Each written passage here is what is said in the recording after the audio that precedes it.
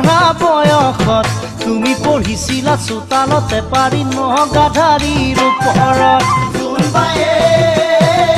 বেৰিয়েতি দিয়া বুলি কয় পঢ়া বয়সত তুমি পঢ়িছিলা চোতালতে পাৰি